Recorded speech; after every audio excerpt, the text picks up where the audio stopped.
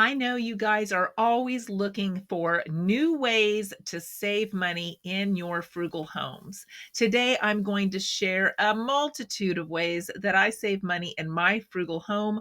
I hope some of these tips can help you out today, and I hope you enjoy the video.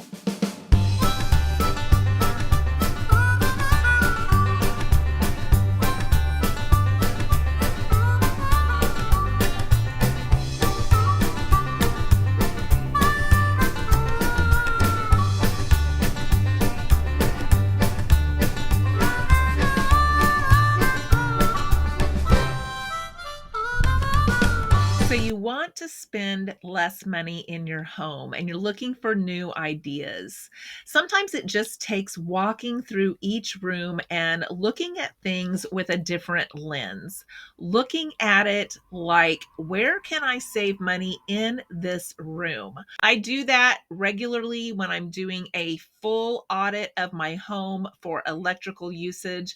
I walk through each room and see what's plugged in and see if it's necessary. But today we're going to walk through them and see what we can use or we are using that is saving us money. Sometimes just seeing where we're saving money will give us inspiration to find new ways. And I'm going to do that with you today. I'm going to show you some of the ways that I save money room to room and hope it will inspire others. So I hope that you find some ideas in today's videos, and let's get started.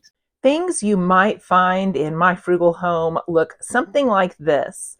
I am putting the rest of this name brand into a smaller bottle, and then I'm making sure that I get it all out, and then I will rinse this thoroughly and do another load of dishes.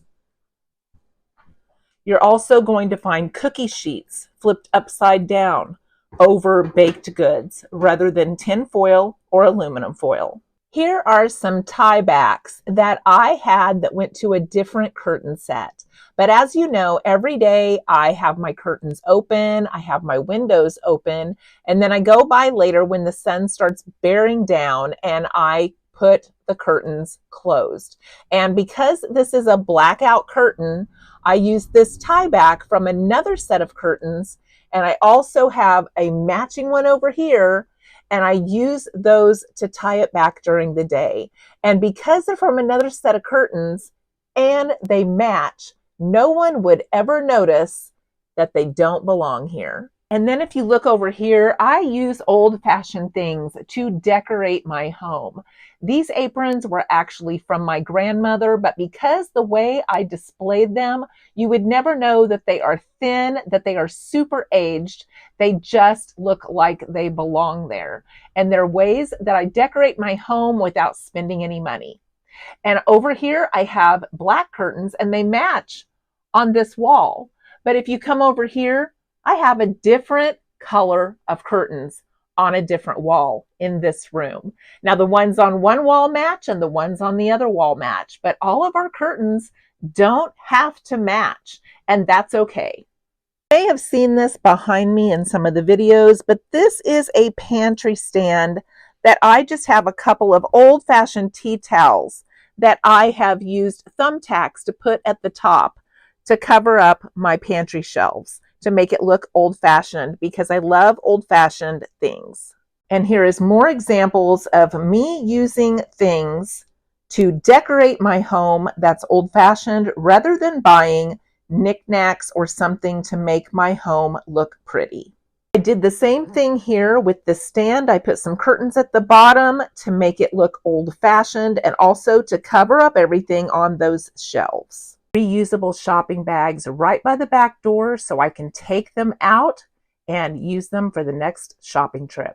My lunch for today is Swiss chard from the garden. I have like 5 or 6 giant leaves and some ramen noodles, and I just cook them right in there with the ramen. I put them in there a little bit ahead of time, and then I put the noodles in later. This is really delicious. It gives me a way to get some good vitamins fresh from the garden and add some flavor to an otherwise boring, dull meal. Just taking time to spread up your bed can make your room feel like it has something new in it, even if it is a 30-year-old comforter. Just covering up little ugly spots in your home with little tiny curtains that I have pinned up there again with some thumbtacks. This goes over a breaker box. As you can see, I love using things that I have to try to make my house feel more homey. And I love that old-fashioned feel. So some of these may not apply to you, but this got things out of drawers where I was saving things and up on walls where I could enjoy them. And that's why I display some of these older things that have memories attached. Not only does it decorate the home with the feel that I want, but I don't have to spend any money to do it. And it opens up space in drawers where I was storing some of this stuff. I also don't have a second refrigerator. We have a very small chest freezer, and that saves on electricity in my home. A lot of normal things that people do nowadays are things that I have cut back on through old fashioned living and through trying to make my retirement budget make sense for my lifestyle. And second refrigerators and second freezers are very popular these days. Sometimes that second refrigerator in people's garages will only have like cold drinks that they're keeping in there. But I just put one in every single day in my refrigerator, and then it's cold the next day. And I've made a habit of remembering to do that. So no second refrigerator is needed. Chicken breasts were on sale for $1.29 a pound, and they are huge. So I am repackaging them in my bags that are gluten-free, that have a Ziploc top, have a popcorn bag, some gluten-free tortillas, and my rice, and then I'm going to mark them and zip them and freeze them. I've never seen bacon with the Wendy's, but I found these 12-ounce packages on sale for $2.99 a package. Now they have a September date, and I picked these up in August, but we're just going to throw them straight in the freezer, and they'll be perfect when we pull them out. And it's laundry day, and it's supposed to rain. So this is what you're going to find today until the items dry. My onions that I showed you in one of my previous videos has already grown roots, and they are ready to be planted. It's only September, so there's plenty of time to get these going. I feel like it's important when we start something frugal in our house to keep that cycle going so we can keep saving money. Supper this evening is a English muffin with an egg and some cheese, and I finally got to get some orange juice that I had a craving for. I caught some on sale at Dillon's, marked down to $2.11. It still had like 10 to 15 days on it. So exciting. So yes, I will buy discounted food. And I am always looking to tap into my creativity by using things that maybe someone else might not have thought of before. Like I got some grape nuts on sale. Buy one for $1.99, get one free. So I have some extra boxes, but my husband is gluten free. I've been putting it on my yogurt. It gives you that crunch of granola and without all of the sweetness, and it's really good. So tap into that creativity and think about using items you have in different ways.